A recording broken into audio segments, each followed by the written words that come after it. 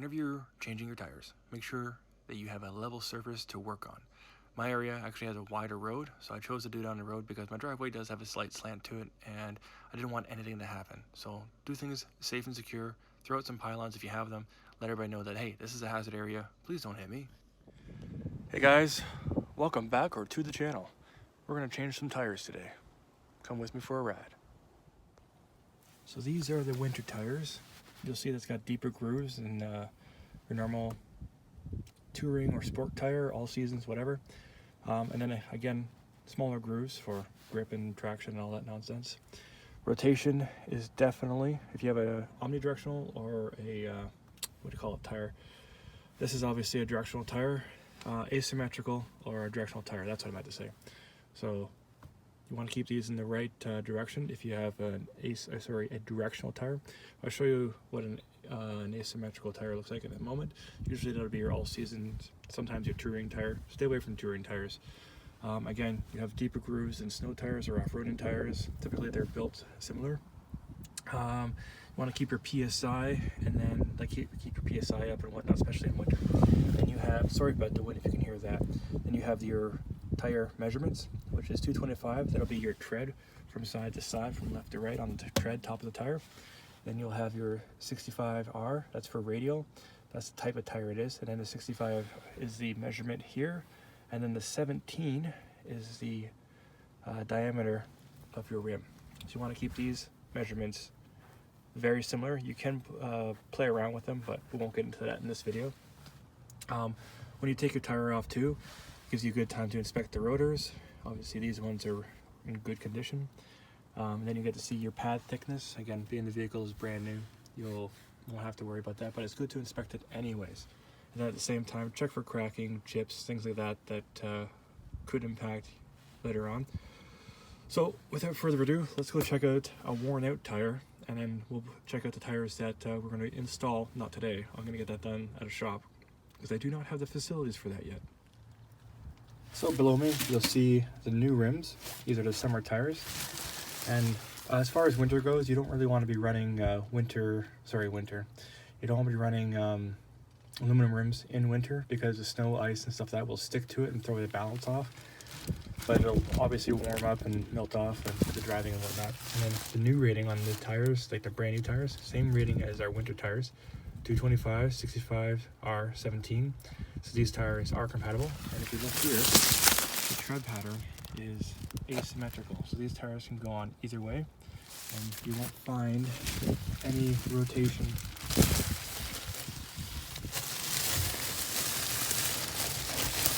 anywhere on this set. Let's check it over now. And then you can see a dramatic difference in the tire tread. So these tires are done, and these ones themselves are also, where bloody hell is it? There it is. 225, 65, R17. So same size rim, same size everything. And the next biggest thing that you want is the pressure rating, which on this tire here, not that we're going to be using it long, is 51 PSI. And the new tires up here are 44 PSI. So that'll be the running pressure that you want. There'll be a cold rating and there'll be a warm rating. Typically you want it to be close to that as possible. Okay, so what I was talking about earlier is your cold rating for the pressure inflation. And it'll be on the inside of your door, could be on the door itself or the inside of the B-pillar. And here we have 36 PSI as the cold tire inflation pressure. So when your tire warms up, the pressure will be a lot different. So that could be increased up to 40 plus pounds. So now guys, we're gonna get into changing our winter tires out for the summer tires, which the summer tires will be then changed at a shop for the good tires that I showed you. So one day of driving on dangerous tires, don't recommend doing it, but one day of doing it with the good weather won't hurt. So tomorrow morning we'll be making the appointment, and everything will be right as rain, as long as there's no rain. That'll be now with the PSI of the tire. This one will be 51 PSI, which is right here. Also gives you your weight capacity, pounds, kgs, stuff like that. There's all sorts of information on the tire. Another good piece of information, if I could find it for you guys, is the date stamp. So you'll see it right here. It's a 4-digit stamp, 2116. The most important part about a tire, if you want to ever get a vehicle certified or tested, or registered rather, is the last 4 digits of the tire. So this tire was made in 2016, the week, so about mid-year. So that's 21 for the 21st week of the year. And again, if you had good tread, which this tire is on the sidewall, so it's curb parking, and even this tread here, I don't have the gauge on me, is a little bit past the prime. You want to have at least, actually I don't know I think it'd be 70% or more. That's all based on the mechanic you're going to and where your vehicle gets certified, or what the laws are. Anyways, let's put these tires on. Before we get to checking the tire, we want to test the pressure, and that's 44 psi approximately. That'll be good enough for our first trip. I don't want to give it too much, even though these are rated for 51 psi. We'll keep it at 44 because the other tires, that's what they're at. So we have the impact gun, the socket set, tires laid out where we want them to go. We're going to lift up the vehicle with the jack. Then the jack stand's going to hold it. I'm going to replace the front tire and the rear tire there. Plus we're going to chalk it and put on the e-brake. So let's get to it.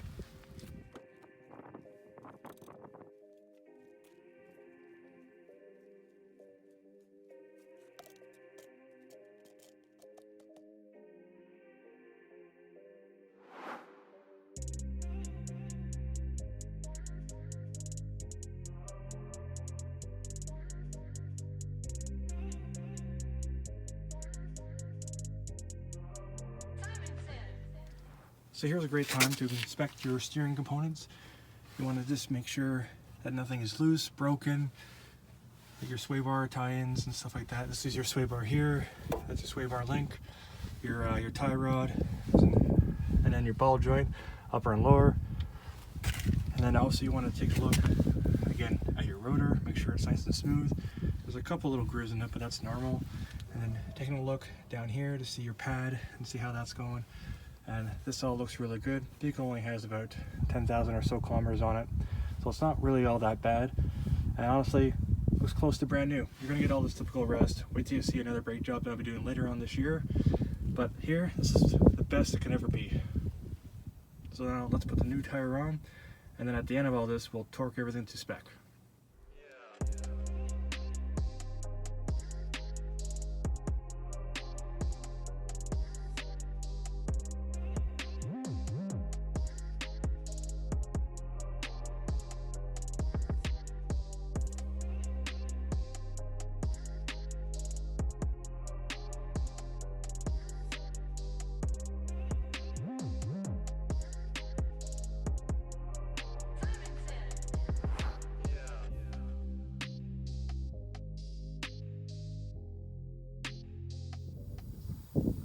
Make sure you label your rims. So this one is the front passenger, FP, and then this one will be the rear passenger.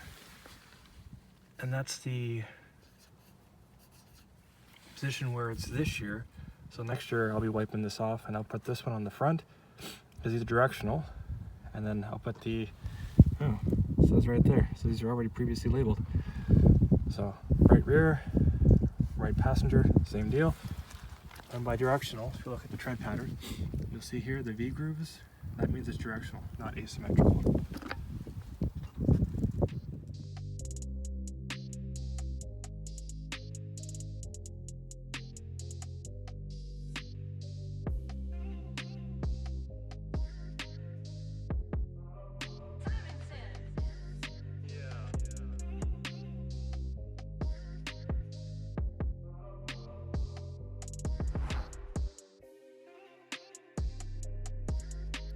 Now that all the tires are on, it's time to clean up the pylons and take it for a nice test drive, then do the torque specs. Okay, so I went for a test drive. You can see the vehicle's running, and I have this thing set to 80 foot-pounds. I can get it to show up right here, right there. Kind of focuses on it. Well, you'll see. 80 foot-pounds. Come on, camera. There we go, 80 foot-pounds. So you put your socket on with your torque bar, like so, and you push down on it until you hear that click. That means it's torqued, and we do this in a star pattern. Everything is done in a star pattern. Okay, there it's torqued. So back over here, torqued, and here, torqued. And we'll do this for all the tires, and then again after the next oil change or whatever it is. I'm not sure why my camera's not focusing properly. There, she's torqued, so you're good. We'll do that for the other 3 tires, and then again, like keep repeating after 200 kilometers approximately, and then just after that you're good. Let's see if I can find some rubbing here where it's been parked close to. These are older tires where it's been parked, as you can tell by the date. We already went over that, but you can see wear parts on the tire where it's gone almost flush, kind of worn the rubber down. So that's a telltale sign that the car usually gets parked close to curbs. And if you look at the tire itself, you see worn more on the outer side. That would be an inner tie rod, so it would bring the car out more. And if it's an upper tie rod, you would see more wear and tear on the inside over here. Since it's evenly worn, and this is a tire that's going to be replaced shortly, those tie rods and ball bearings and like hub bearings, and then so you have your hub bearings, you have your lower ball joint, your upper ball joint, sometimes you have an inner and outer tie rod depending, so it can get quite complicated, but overall the tire health looks really good in this vehicle. And this is where you have more tread for the front tire. Again, these are being replaced anyways. Here's where I was talking about where it's worn. So it'll be parked close to a curb. And again, the tire is worn nice and evenly. If you put your hand on it, you don't feel any indentations or anything like that. That could also happen due to overinflation or underinflation. So overinflation, it'd be worn in the center. Underinflation, it'd be worn on both sides. And then again, for upper and lower ball joints, I might have said tie rods, you'd see worn on either side of that. So all together, and then you can test too by grabbing either side of the tire and then pushing on it. If you feel any kind of give, I could tell you if it's a lower and outer and inner tie rod, or upper and lower ball joint, depending how the vehicle moves. And if you hear like a helicopter noise, that's a ball bearing. Originally, guys, I did want to put on some American thrust rims, and these are some fine examples. They would have looked amazing on the Caravan. However, I didn't want to deal with bore size and bolt spacing and back spacing and tire changes and all that nonsense. I decided to go with some upgraded stock rims from a GT Caravan. This is not a GT Caravan, but it's the premium package, whatever the heck that is, the 35th anniversary, and I love the color, so Mom loves it too. We're good to go. Now, that being said, guys, if you have any comments, concerns, whatever it is, just leave them down below and I'll get back to you as soon as I can. I make these videos so I can help anyone and everyone possible. We are experiencing a pandemic currently, coronavirus or COVID-19, whatever the heck we're calling it. We just have to stay safe, quarantine ourselves, self-isolation, social distancing, whatever it is. Just stay safe, guys. I really hope everyone respects this so we can get over this whole thing as soon as possible and get back to enjoying the summer that's upon us. Be safe, guys. Thank you for watching, and I'll catch you in the next one. Peace!